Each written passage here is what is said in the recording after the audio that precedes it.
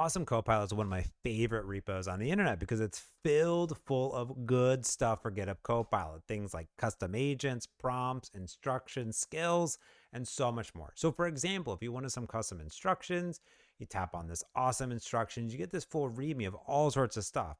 If you're doing Maui work, .NET work, Angular work, ASP.NET, Azure work, anything like that, and you can one click install directly into VS Code.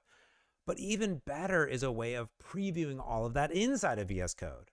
Tim Hewer actually built Awesome Copilot extension for VS Code. You can easily get up and running. Let's check it out. So I'm going to tap over here and I have my sort of project open.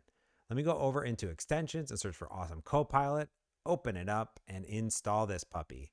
All right, we're good to go.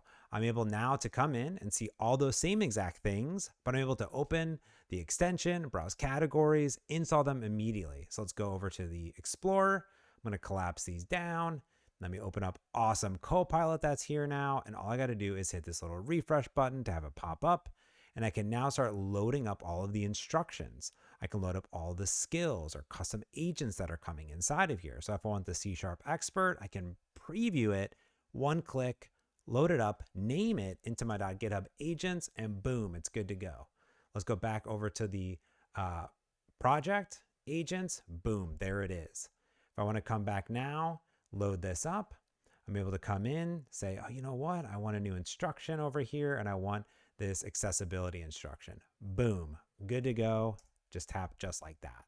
I can then open the file. I can see everything inside of my project automatically, which is really cool. Makes it really easy to come in, automatically keep things in sync, and go to town.